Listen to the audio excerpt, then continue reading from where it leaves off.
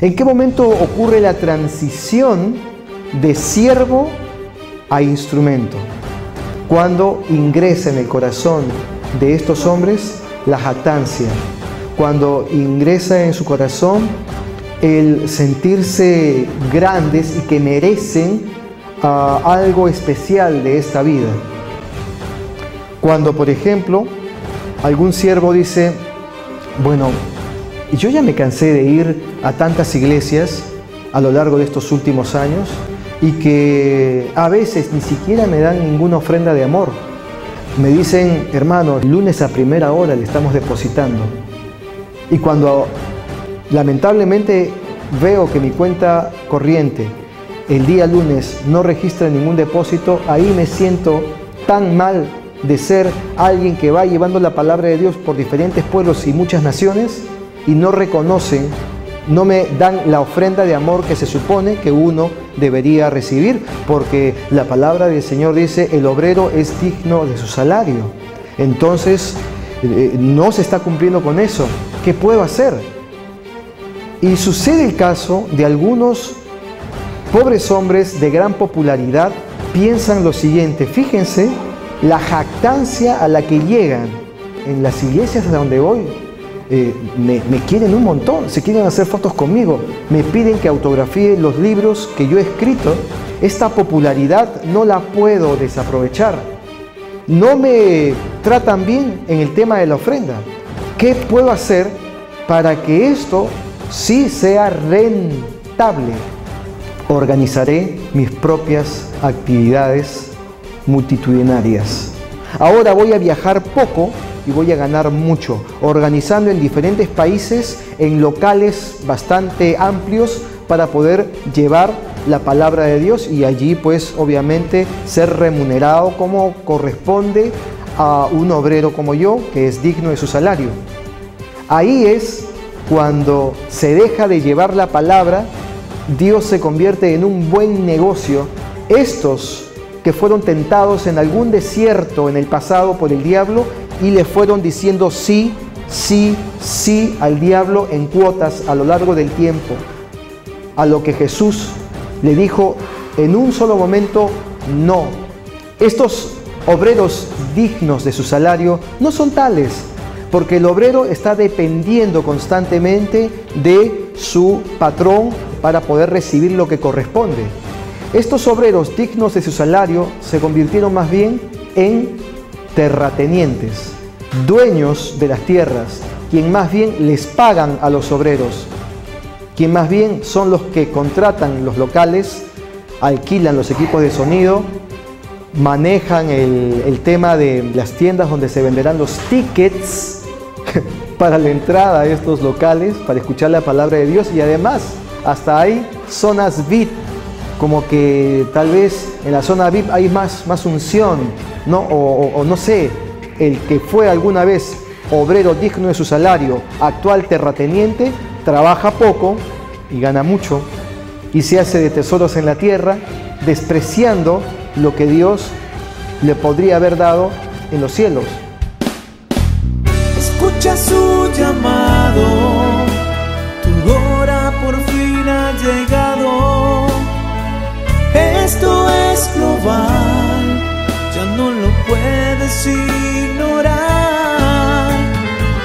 Extiéndele tu mano y su camino sigue ya. No esperes que sea tarde, que solo puedes quedarte en la oscuridad.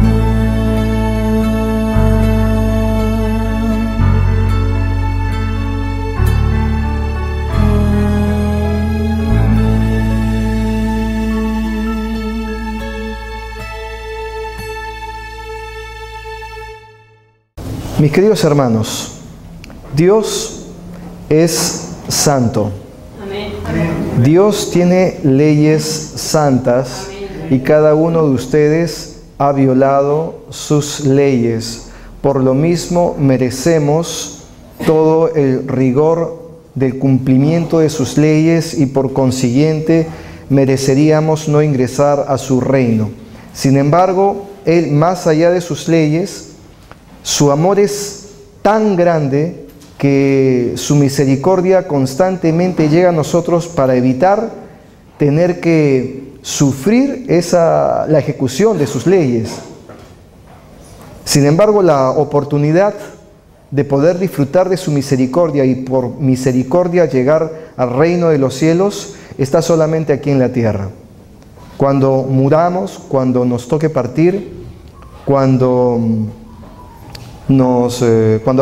acabe nuestro tiempo, allí nos vamos a encontrar de lleno con las leyes de Dios, y si no nos esforzamos por vivir de acuerdo a como Cristo nos enseñó, entonces sinceramente nos vamos a encontrar con leyes muy drásticas que no nos van a ser en lo absoluto favorables.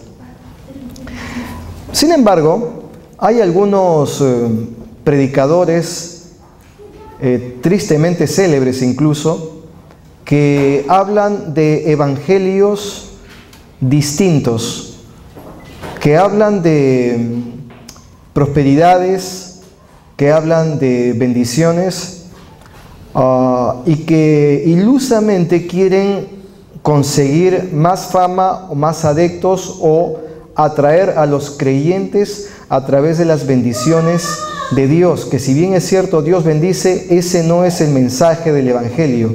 El Evangelio es arrepentimiento de pecados para conseguir una salvación que está muy a la mano de nosotros, pero que además, estando a la mano, cuesta mucho poder pagar el precio de vivir todos los días esforzándonos por ser mínimamente santos, por vivir en santidad.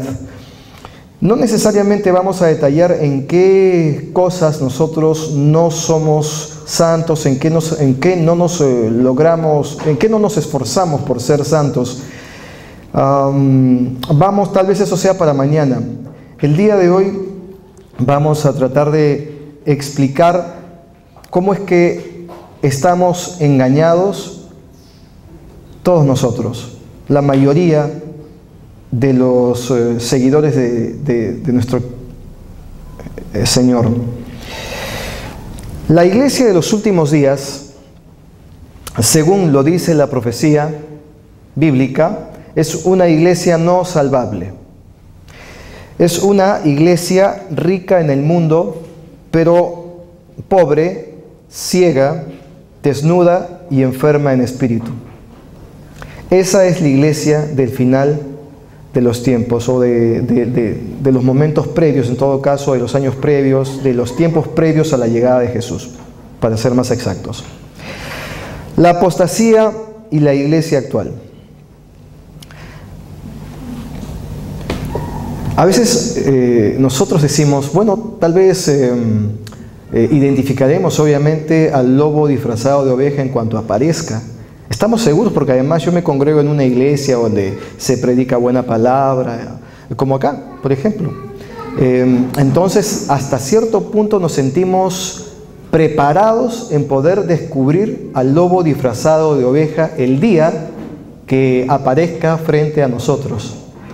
Sin embargo, mis queridos hermanos, nosotros nos encontramos a la vuelta de la esquina, a solo un clic de distancia de los lobos disfrazados de ovejas que encontramos en internet, que encontramos en eventos masivos, muchas veces cerca a nuestra ciudad, a nuestro país. Y estos lobos disfrazados de ovejas, los obreros fraudulentos, están tan bien camuflados que nosotros realmente no los descubrimos creyéndonos que podríamos descubrirlos con cierta facilidad. El diablo es, como ustedes saben, astuto, y las cosas siempre las ha hecho bien. Nosotros somos bebitos de pecho. Él nos puede hacer mucho daño. Es como quien le roba un caramelo a un niño. Así somos nosotros para el diablo. Fácilmente nos puede desviar, como la mayoría de nosotros que estamos desviados, que creyendo que estamos en el camino correcto, estamos desviados. Y lo peor es que no comprendemos eso. Entonces el diablo ha decidido poner a algunos lobos disfrazados de ovejas, obreros fraudulentos, evidentes, para que cada uno de ustedes tenga la confianza de que ya descubrió al lobo disfrazado de oveja y que bueno, ustedes están pues al día con la palabra, andan escudriñando la Biblia, el Espíritu les revela, ¿no?, algunas cosas. Entonces tienen las antenitas, como decía el Chapulín Colorado, tienen las antenitas de vinil bien alertas, ¿no?, bien paraditas, y están atentos a cualquier jugada. Así pues han aparecido algunos pobres hombres que se han denominado, se han autoproclamado Jesús, como el caso del fallecido José Luis de Jesús Miranda, que se hacía llamar Jesucristo hombre. Si no me equivoco, era puertorriqueño, y el año pasado, creo que fue el año pasado, terminó muriendo de una enfermedad bastante lamentable. Entonces muchas personas creyeron que habían descubierto al obrero fraudulento, al lobo disfrazado de oveja. Creían erradamente, porque esas son las cortinas de humo que pone el diablo para que la gente crea que están descubriendo al lobo. Sin embargo, el lobo está bien camuflado y no lo van a poder descubrir así nada más. De la misma forma, también en Brasil ha aparecido hace ya algún tiempo atrás un Jesucristo también, que se hace llamar INRI Cristo, y que además en la municipalidad de su ciudad natal decidió cambiarse el nombre por INRI Cristo. Si ustedes buscan en internet, en YouTube, van a encontrar a este señor que da mucha risa.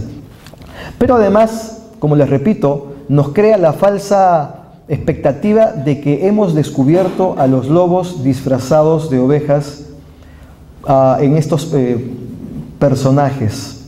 Y reitero, los lobos disfrazados de ovejas están camuflados. Podemos encontrar algunos pastores, y quiero hacer una breve explicación acá. El Señor me ha dicho de que no mencione ningún nombre de forma pública, ningún nombre de aquellos que el Señor me ha permitido descubrir entre cantantes y solamente predicadores. No puedo decir el nombre de estas personas. Conozco a otros siervos que no tienen pelos en la lengua y ellos andan diciendo los cuatro vientos los nombres, con nombres y apellidos, claro, de aquellos que son abiertamente para estos siervos, obreros fraudulentos, y lo andan mencionando. El Señor me ha dicho de que no lo haga, porque hay un plan de Dios en todo esto también. Y les voy a explicar en un momento más por qué no lo debo de decir. Lo que les puedo adelantar al respecto de esto es que Dios dice: si me aman, leerán mi palabra, y mi palabra los protegerá en el día malo. Los protegerá de estos obreros fraudulentos, de estos lobos disfrazados de ovejas. Por eso, si yo dijera un nombre, equivaldría que prácticamente les estoy haciendo la tarea. Y cada uno tiene que hacer la tarea en casa. Descubrir a través de la búsqueda del rostro de Dios y de la lectura de la Biblia quiénes son aquellos obreros fraudulentos que ya están entre nosotros. Han engañado también a todos los cristianos, a muchísimos cristianos, que incluso se pueden ver en las redes sociales cómo es que estos obreros fraudulentos, cuando dicen algo, publican algo a través de estas redes sociales, si existe por allí algún detractor que entra a cuestionarle algo siquiera, inmediatamente aparecen todos sus adoradores, aduladores, cristianos ellos, que dicen adorar solamente a Dios, pero parece que adoran más al siervo que a Dios, que inmediatamente empiezan a defenderlo. No sé por qué me hace recordar bastante a una película de los años 70 que se llamaba, ¿cómo se llamaba? Bueno, el personaje era Damián, un niñito, ¿no?, que tenía la marca de la bestia, el número 666 escondido en su cabeza. Entonces, este niñito tenía varias institutrices que daban la vida por él. Me hace recordar bastante esta circunstancia. Estos aduladores que tienen estos obreros fraudulentos son capaces, lo digo entre comillas, de dar la vida por estos tipos. Y si creen ustedes, o en todo caso estos cristianos, que estarán tan atentos de poder descubrir, y hablando en términos mayores, al anticristo cuando aparezca, déjenme decirles que si están pretendiendo descubrir al anticristo en algún momento, va a ser bastante difícil, porque ni siquiera pueden descubrir a los obreros fraudulentos, a los pequeñitos. Va a ser bien complicado que pretendan descubrir al grandote, al anticristo, cuando éste haga su aparición. Si así nada más, repito, no pueden darse cuenta de los engañadores que tienen a su lado. Por eso es que estamos en una situación bastante crítica y nosotros debemos entender esto para que podamos salir a las calles y decirles a nuestros hermanos el gran engaño en el que todos nosotros estamos. Porque piensen un poco, si no ha aparecido aún, si no han aparecido los lobos disfrazados de ovejas, que dice la Biblia que aparecerán en los últimos tiempos porque la apostasía será mucho mayor en la parte final, entonces, ¿cuándo aparecerán? Pues obviamente Satanás ha puesto a los obreros fraudulentos. Y fíjense, mis queridos hermanos, los obreros fraudulentos son, reitero, los que se hacen llamar siervos de Dios, pero no son siervos, sino solamente instrumentos. De eso también les voy a hablar en un momento más. ¿Por qué Dios deja que desde el púlpito se engañen a los fieles? Porque Él dijo, el Señor dijo que los lobos disfrazados de ovejas aparecerán y ellos engañarán a su pueblo. Fíjense, tratemos de entender un poquito lo que el Señor ha hecho mención desde hace mucho tiempo atrás. Él viene a nosotros y nos dice: hijos, el diablo está como león rugiente buscando a quien devorar. Y luego le dice al diablo: ve y tiéntalos en todo, esfuérzate en llevarlos al infierno, haz tu mejor trabajo, pero no toques sus almas. Es Dios el creador del bien y del mal. Es Dios quien permite que el mal haga el trabajo sucio. Es Dios quien permite que el mal nos toque para que cada uno de nosotros podamos crecer en entendimiento. Y pues podríamos tal vez decir nosotros al Señor: pero Señor, ¿por qué permites que el diablo me haga daño, se levante en contra de mí? ¿Por qué no lo detienes tú, Señor? Y Dios nos dice: si me amas, leerás mi palabra y mi palabra te va a proteger. Si me amas, harás eso. Si no me amas, entonces eres un hipócrita, nada más, porque de labios dices que me amas, de labios dices que tú me tienes en el primer lugar de tu vida, cuando realmente no estoy en tu corazón. Y por no estar en tu corazón, el diablo te va a engañar, porque no me tendrás a mí. Ahora bien, hay cosas que tal vez nosotros no llegamos a comprender del todo, en el sentido de que ¿por qué es que Dios le permite al diablo que nos haga daño? ¿Y por qué Dios no nos protege como quisiéramos?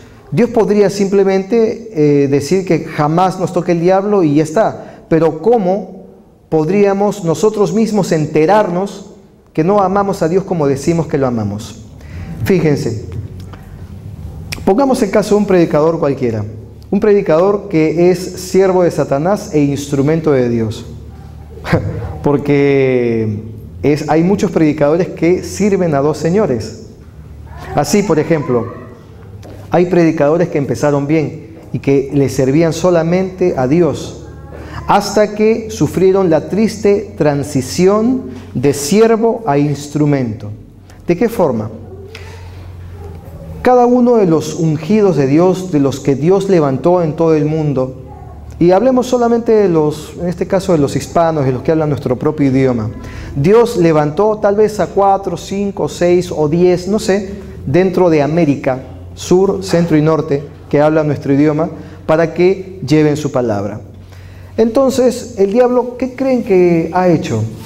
¿Acaso ha dicho, bueno, ya el Señor ha escogido a muy buenos elementos para que lleven su palabra? Bueno, yo también buscaré a mis probables servidores para también levantarlos. El diablo no hace eso. Él busca a quienes Dios buscó primero para tentarlos, para que cada uno le digan sí al diablo en cada una de las tentaciones donde Jesús les supo decir no a Satanás. Y ellos le dicen sí al diablo en cuotas a lo largo del tiempo, en esos desiertos que les ha tocado vivir a cada uno de estos predicadores que dejaron de ser siervos de Dios y lo peor de todo, no lo saben. ¿Saben por qué? ¿Ustedes creen que el anticristo cuando aparezca va a decir yo soy el anticristo? El anticristo ni siquiera va a considerar que él es el anticristo. Entonces, los siervos de Satanás, instrumentos de Dios, no saben que son eso. No saben que son siervos de Satanás, porque reciben palabra de Dios. ¿Ustedes se pueden imaginar? Ahora, ¿por qué reciben palabra de Dios? Porque ¿cómo se va a cumplir su propia palabra? Él es, como repito, el creador del bien y del mal. Él es el que permite que fluya el mal en la medida necesaria hasta donde nosotros podamos resistir el ataque del enemigo. Y en medio de eso nosotros nos vamos ubicando, ya sea a la derecha o a la izquierda, o somos trigo o somos cizaña. Nosotros mismos nos vamos definiendo. Ahora, ¿por qué llega palabra de Dios a estos falsos maestros de la ley? Para que desde el púlpito ellos ofrezcan el vino real, desde el púlpito. Entonces la gente que no lee la palabra de Dios, que no se prepara en la palabra del Señor, esos son engañados fácilmente. Fácilmente. Por eso, y repito lo que decía hace un instante, si tú me amas, leerás mi palabra, dice el Señor, y mi palabra te va a proteger en el día malo. Pero si no me amas, entonces va a aparecer algún lobo disfrazado de oveja y te va a engañar. Cuando te engañe, tú solo te vas a demostrar a ti mismo que nunca me amaste, que siempre fuiste un hipócrita. La justicia de Dios es completamente contraria a la justicia humana. Por ejemplo, si yo soy estafado, soy engañado, si alguien me estafa, entonces voy donde el juez y le digo, bueno, ese señor me estafó. Entonces, presentadas las pruebas, finalmente el juez puede fallar a mi favor porque yo fui estafado por un estafador. Sin embargo, si voy ante Dios y le digo, Señor, pero es que ese tipo, ese obrero fraudulento, dio un gran mensaje realmente y así me tuvo durante mucho tiempo con grandes mensajes engañado y él me estafó, no es mi culpa. Y Dios más bien juzga al contrario que el hombre. Dios dice, es tu culpa. Del estafador me encargo yo, pero del estafado, de ese también me encargo yo y eres condenado. No tiene sentido. ¿Pero por qué, Señor, me vas a condenar si más bien me han estafado? Te estafaron porque no debieron estafarte primeramente. Te estafaron porque nunca leíste mi palabra. Entonces nunca estuviste protegido por mi palabra. Cualquiera te ofreció vino de cortesanos y tú lo confundiste con vino real. Eres un hipócrita porque siempre me adoraste nada más de labios, pero tu corazón siempre estuvo distante de mí. Ahora, ¿qué pasa con estos estafadores u obreros fraudulentos, como hago mención? ¿En qué momento ocurre la transición de siervo a instrumento? Cuando ingresa en el corazón de estos hombres la jactancia, cuando ingresa en su corazón el sentirse grandes y que merecen algo especial de esta vida. Cuando, por ejemplo, algún siervo dice, bueno, yo ya me cansé de ir a tantas iglesias a lo largo de estos últimos años y que a veces ni siquiera me dan ninguna ofrenda de amor. Me dicen, hermano, sabe que hubo poca recaudación y el lunes a primera hora le estamos depositando. Y cuando lamentablemente veo que mi cuenta corriente el día lunes no registra ningún depósito, ahí me siento tan mal de ser alguien que va llevando la palabra de Dios por diferentes pueblos y muchas naciones y no reconocen, no me dan la ofrenda de amor que se supone que uno debería recibir, porque la palabra del Señor dice, el obrero es digno de su salario. Entonces, no se está cumpliendo con eso. ¿Qué puedo hacer?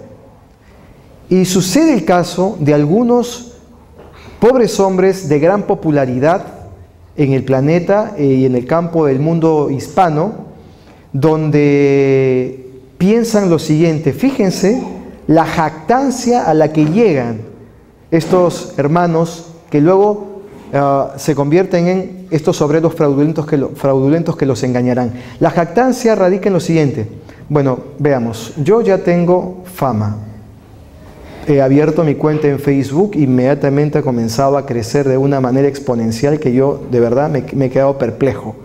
A donde voy, en las iglesias a donde voy, me quieren un montón, se quieren hacer fotos conmigo, me piden que autografíe los libros que yo he escrito y yo precisamente pues veo de que esto está creciendo. Esta popularidad no la puedo desaprovechar. No me tratan bien en el tema de la ofrenda, no me dan la ofrenda que corresponde a un obrero digno de su salario. ¿Qué puedo hacer para que esto sí sea rentable? ¿Ok? Organizaré mis propias actividades multitudinarias. Ya no esperaré que ninguna iglesia me llame, hermanito, no sé si para el próximo mes, el domingo de tal fecha, estará libre en su agenda. Ya no voy a esperar eso. Ahora voy a viajar poco y voy a ganar mucho, organizando en diferentes países, en locales bastante amplios, para poder llevar la palabra de Dios y allí pues obviamente ser remunerado como corresponde a un obrero como yo, que es digno de su salario. Ahí es cuando se deja de llevar la palabra y esperar esa ofrenda de amor y se convierte esto en un negocio. Dios se convierte en un buen negocio para aquellos que lograron manejarse dentro del marketing bastante bien y consiguieron popularidad. Estos que fueron tentados en algún desierto en el pasado por el diablo y le fueron diciendo sí, sí, sí al diablo en cuotas a lo largo del tiempo, a lo que Jesús le dijo en un solo momento no. Ellos le dijeron sí poco a poco.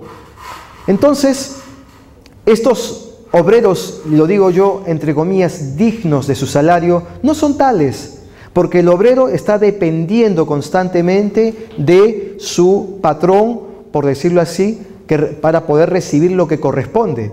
Estos obreros dignos de su salario se convirtieron más bien en terratenientes, dueños de las tierras, quien más bien les pagan a los obreros, quien más bien son los que contratan los locales, alquilan los equipos de sonido, manejan el tema de la seguridad, la distribución de las tiendas donde se venderán los tickets para la entrada a estos locales, para escuchar la palabra de Dios, y además hasta hay zonas VIP, como que tal vez en la zona VIP hay más unción, ¿no? O no sé, ¿para qué servirá la zona VIP dentro de estos locales en diferentes países? Así, el que fue alguna vez obrero digno de su salario, actual terrateniente, trabaja poco y gana mucho, y se hace de tesoros en la tierra, despreciando lo que Dios le podría haber dado en los cielos, tesoros en los cielos. Entonces, es así como aparecen los obreros fraudulentos que engañarán al pobre pueblo que los sigue. Siguen estos obreros, son como las institutrices de Damián, dan hasta la vida, lo digo entre comillas, en el Facebook, cuando defienden con uñas y dientes a sus pastores preferidos, idolatrados, con los que quisieran estar haciéndose fotos. Prefieren a estos pastores que a Jesús. Y nosotros, los pobrecitos seguidores de Dios, vivimos aceptando el vino de cortesanos que desde el púlpito fluye en pequeñas gotitas, ¿eh? Es como un veneno, pero es como cianuro. Una gotita nada más te envenena muchos litros de vino. La pregunta sería, ¿cómo podemos descubrir a aquellos que están deslizando el vino putrefacto de prostitutas de la cocina de palacio, el vino de cortesanos? ¿Cómo podemos darnos cuenta? Simple, siendo catadores del buen vino. ¿Y cómo podemos ser catadores del buen vino? Leyendo la palabra de Dios, pidiéndole al Espíritu Santo de Dios que nos revele los, entre comillas, misterios de la palabra, que nos hable el Espíritu de Dios, porque Dios sigue hablando. Y solo aquellos que pagan el precio podrán ver su rostro, solo aquellos que pagan el precio podrán escuchar qué cosa nos quiere decir el Señor, de qué forma nos quiere revelar su palabra. Y si nosotros nos entrenamos en ser buenos catadores de vino, díganme pues, hijitos, ¿quiénes podrán alguna vez engañarlos con un poquito de vino de prostitutas de la cocina de palacio, llamado también vino de cortesanos? Va a ser muy difícil que alguien nos engañe con el vino de cortesanos, como cuando alguna vez escucho que algún predicador dice, por ejemplo, cosas tan bíblicas que cualquiera dice, amén, aleluya, ante situaciones sumamente bíblicas. Nadie puede ir en contra de estas disertaciones. Por ejemplo, dicen, el Señor estaba en medio de una multitud compuesta de alrededor de 10.000 personas o incluso más. La Biblia habla de 5.000 hombres en una ocasión. Y tenía que darles de comer, ya habían pasado las 12 del día y la gente estaba con hambre. Entonces se le acerca a uno de sus discípulos y le dice, maestro, hemos conseguido a un muchachito que está dispuesto a ofrecer lo que tiene, pero es muy poco, solo tiene unos cuantos panes y unos pocos peces. No va a alcanzar tal vez para nosotros. No sé, ¿qué podríamos hacer? Pues, a ver, tráiganos ese muchachito. Hijito, ¿tú estás dispuesto a compartir esto con todos los demás? Sí, maestro. Bueno, así no está en la Biblia, pero permítame recrearlo. Sí, maestro, amén, aleluya, yo lo ofrezco con todo mi cariño y mi amor. Muy bien, perfecto. A ver, tengo una idea. Sí, Señor, que se multipliquen estos panes y estos peces y que sobreabunde en esta reunión y que todos puedan calmar su hambre. Y empieza a aparecer un pan sobre otro pan y sobre otro pan hasta que las canastas se empezaron a desbordar. Esto era algo espectacular, maravilloso. Solamente el Hijo de Dios podía hacer algo así. Entonces empezaban a repartir y toda la gente, más de 10.000 personas aproximadamente, pudieron comer y además sobraron canastas de comida, de panes y pescados. Esto fue impresionante. Entonces acá viene el predicador que suelta el vino putrefacto de prostitutas de palacio, cuando dice, así pues hermanos, Dios puede multiplicar tus pocos panes y tus pocos peces si eres como ese niño, porque el Señor dice, solamente los niños heredarán el reino de los cielos, por eso tienes que ser niño, volver a nacer y tener esa fe en el Señor que te va a dar, te va a multiplicar tus panes y tus peces. Todo el mundo, amén, aleluya, toma esa palabra. Todo el mundo comienza a decir eso. Ok, ¿y cuál es el sentido? A ver, ¿cuántas economías acá en este momento están pasando por dificultades? Claro, ustedes dicen que yo no tengo dinero, por eso no puedo diezmar. Y más bien, porque no diezman es que no tienen dinero. Argumentos bonitos, ¿no? Lo pintan lindo. Y con este respaldo bíblico, además, muy motivador, provocan pues que la gente diga, sí, ¿no? O sea, hay que tener esa misma fe, niño. Sí, yo tengo entonces que diezmar. No estoy hablando en contra del diezmo, por si acaso, que es una gran bendición, ¿eh? Es una gran bendición diezmar, ofrendar, sembrar. Ustedes no tienen idea. Pero es que el obrero fraudulento se enfoca en lo único que le importa, la plata del pueblo. Entonces utiliza la Biblia para engañar. Y aquel que no entiende el engaño, no ve la astucia de la serpiente en la figura de un predicador, entonces dicen, pero si esto es completamente bíblico, a ver, ¿en qué parte? Dígame qué parte no es bíblica, si todo es bíblico. Claro, ese niñito creyó en Jesús y Jesús le multiplicó. Así yo también, que ando con mi economía bastante mala, no es una economía, digamos, boyante, como dicen mis amigos argentinos, se utilizan siempre la expresión, boyante. Mi economía no es boyante, entonces, pues yo voy a ser como ese niño y voy a dar lo poco que tengo, porque el Señor puede hacer mucho más con mi 90% de mi salario que me queda al mes después de diezmar, que lo que yo puedo hacer con mi 100% de salario sin que diezme.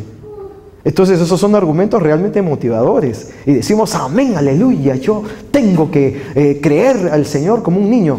Pero si bien es cierto, esta mención bíblica es bastante correcta y debemos de ser así como los niños, también es cierto que se utiliza para el provecho personal de determinados predicadores que utilizan eso, porque lo único que tienen en su corazón es tratar de sacarles todo el dinero posible a los que se congregan.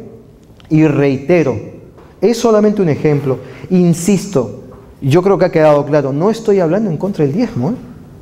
No estoy hablando en contra de nada a respecto de lo que debe de hacer la congregación, aportar y apoyar el avance de la iglesia dentro del campo económico.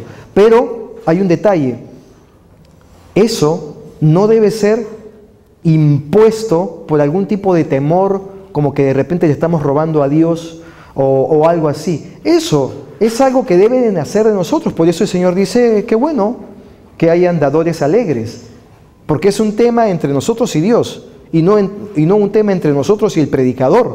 Pero algunos predicadores lo manejan diferente por sus propias conveniencias. Entonces, es solamente un ejemplo, no es lo único que ocurre cuando se utilizan respaldos bíblicos para poder manejar las cosas de acuerdo a como le conviene al predicador. Por eso mismo, si no saben darse cuenta de qué forma es que se desliza el vino de cortesanos desde el púlpito y no comprenden que ahí está ocurriendo el engaño astuto de la serpiente, entonces lamentablemente, mis queridos hermanos, ustedes son unos hipócritas que dicen amar a Dios, pero no lo aman y no tienen tiempo para Él porque no leen su palabra. Y por lo mismo, cuando viene un predicador engatusador de gran carisma, obrero fraudulento, son engañados. Y mi pueblo perece por ignorancia, dice el Señor. ¿Cómo podemos dejar atrás esa ignorancia? Simplemente leyendo la palabra de nuestro Señor. Gálatas 1:8. Que la maldición de Dios caiga sobre cualquiera, sea uno de nosotros o un ángel del cielo que les predique otro medio de salvación que el que se les ha predicado. Cuando tú escuches a una persona que pretende ser un ministro de Dios, pero que sin embargo su mensaje recurrente consiste en ofrecer todo lo que hay en el mundo, los deseos de la carne, los deseos de los ojos y la vanagloria de la vida, ten por seguro que él no proviene del Padre, sino del mundo. Primera de Juan 2:16. En otras palabras, no es Dios quien lo ha enviado, sino Satanás, el príncipe de este mundo. Y eso lo encontramos además en Juan 12:31. Recuerda que Satanás tentó a Cristo con los mismos elementos, todos todo lo que hay en el mundo, los deseos de la carne, los deseos de los ojos y la vanagloria de la vida. Mateo 4, 1 al 11. Pues hablando con arrogancia y vanidad seducen mediante deseos carnales por sensualidad a los que hace poco escaparon de los que viven en el error. Segunda de Pedro 2, 18. La gente cree que Jesús vino para que nosotros tengamos vida en abundancia en este mundo. Y ese es uno de los caballitos de batalla de los predicadores fraudulentos, de los obreros fraudulentos. Nos hacen creer que Dios quiere prosperarnos, que no es algo que, no es, que sea malo, no está mal, pero no puede ser ese el mensaje principal. No es la idea de que Dios quiere hacernos prósperos en esta vida necesariamente, sino más bien en la venidera. Esa es la idea, pero hay ese error que circula en muchísimas iglesias. Dice el Señor que supuestamente nos podría hacer famosos, pero ese es exactamente lo contrario a lo que dice Jesús. Pues si el mundo os aborrece, dice el Señor, sabed que a mí me ha aborrecido antes que a vosotros. Eso lo encontramos en Juan 15, 18. Nadie puede ser mayor, ningún siervo puede ser mayor que su Señor. Y nosotros estamos esperando, aquellos que queremos llevar el Evangelio, conseguir popularidades. Y Jesús dice, a mí me aborrecieron primero. ¿Cómo puedes estar pensando de que este es un trabajo que te va a llevar a conseguir popularidad? Más bien la popularidad tú la vas a conseguir trabajando para Satanás, el dueño de este mundo, el señor de este planeta, el señor de las multitudes. No es Dios el que te va a hacer necesariamente popular en la tierra, que es muy distinto a que Dios te use intensamente como su siervo, como su instrumento, pero no es el objetivo conseguir la popularidad. Sobre el tema de la humillación, se debe llegar a un punto donde digamos nosotros, y no solo porque suena bien decirlo a través de nuestra boca, no valgo nada, soy un miserable, soy un pecador. ¿Quién me librará de este cuerpo de muerte? Estoy harto de la persona que soy. Si lo decimos convencidos que eso somos, realmente somos en ese instante buena madera para que Jesús pueda trabajar como carpintero que es en nosotros. Nos convertimos en buena madera cuando comprendemos que somos nada. Un predicador no se puede jactar de ser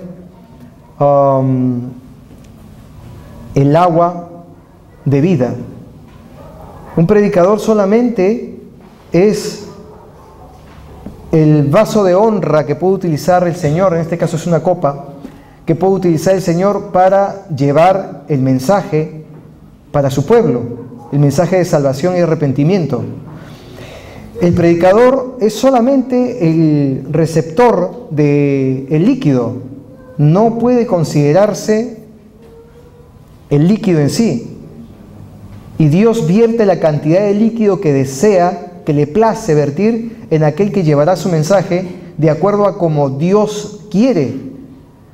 Pero los predicadores fraudulentos cometen el error de creer que ellos son el mensaje y no los mensajeros. Mis queridos hermanos, quiero ir terminando diciendo que quizás tú te estés preguntando qué hay de malo en dar un mensaje positivo. A los inconversos no estaría mal darles un mensaje positivo para atraerlos hacia el Evangelio. Que esté basado exclusivamente este mensaje en el amor de Cristo y de las bendiciones que tiene Cristo. O quizás piensen que hablar de arrepentimiento del pecado y del infierno hará que los no creyentes acepten a Cristo por miedo. Pero nuestro deber es simplemente procurar que hagamos lo que la Biblia dice y no lo que funciona. Con esto pongo punto final. Entiéndame lo siguiente. El error de los predicadores de la prosperidad y de las superbendiciones es básicamente el siguiente. Imagínense, suben dos personas, en medio de, claro, es un avión que está repleto de gente, pero suben dos personas con las cuales van a pasar circunstancias distintas, pero muy parecidas. Una de esas personas sube al avión y en pleno vuelo le dicen, señor, se le acerca la azafata y le dice, señor, por favor, ¿sabe? Póngase el paracaídas, porque cuando lleguemos a los 10.000 metros de altura, este avión se va a estrellar. Entonces, la persona, francamente, pues se preocupa muchísimo por lo que le acaban de decir, e inmediatamente, ni corto ni perezoso, inmediatamente se pone el paracaídas para estar preparado para el momento en que tenga que saltar del avión cuando este avión empiece a estrellarse. Ahora bien, los demás pasajeros observan la ridiculez de ver a alguien que está prácticamente sentado al borde de su asiento, ¿no? Porque el paracaídas ocupa en espacio, no se puede ni siquiera sentar bien, sino tiene que estar casi al borde, casi no tiene sitio para sentarse él, ¿no? Y está con el paracaídas puesto, tremendo equipo. Entonces, al principio son unas ligeras sonrisitas, ¿no? Pero luego empiezan ya las burlas y la incomodidad. El pasajero, sinceramente, no le interesa lo que por ahí estén diciendo de él. Él más bien dice, oh, no saben de lo que yo me estaré librando. Pobre gente, no tienen paracaídas. Cuando el avión se estrelle, ellos van a morir. En cambio, yo voy a sobrevivir. A mí no me interesa que se estén burlando de mí, pobrecitos, no saben. Ahora, más adelante hay otro pasajero con el que tienen una actitud distinta. Se acerca a la azafata y le dice lo que normalmente los predicadores de las superbendiciones, de la prosperidad y etcétera, etcétera, los obreros fraudulentos le dicen a los miembros de la iglesia. En este caso, la azafata se le acerca a este hombre y le dice, señor, ¿sabe? Queremos hacer que su viaje sea diferente, sea bastante cómodo, disfrute de una sensación completamente distinta. ¿Sabe una cosa? Mire, acá tenemos un paracaídas, se lo quisiera poner para que tenga una experiencia muy especial en este vuelo. Entonces el tipo, bueno, pues no comprende. ¿Por qué quiere que me ponga un paracaídas? No tiene lógica. Pero bueno, ante tanta insistencia, quiso ser amable y se pone el paracaídas y se lo abrocha. Entonces comienza a ocurrir lo mismo.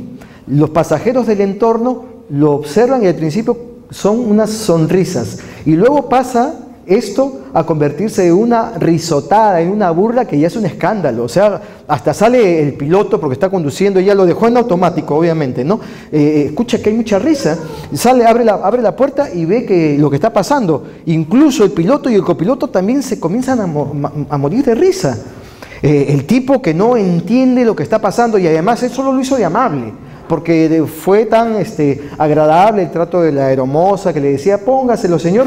Entonces, solo por haber querido complacerla a esa persona, se termina poniendo el paracaídas, pero ante tanta burla, ya enfadadísimo, se saca el paracaídas y lo arroja por el corredor y dice, esto es una estupidez, se han burlado de mí. Por favor, ¿qué es esto? Yo no entiendo cuál es el sentido de que uno se ponga un paracaídas.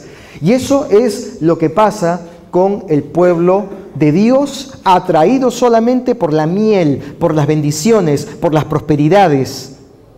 Estas personas no entienden de qué están siendo salvados. No entienden que su camino natural es ir hacia el infierno. No entienden que lo que hizo Cristo, no comprenden.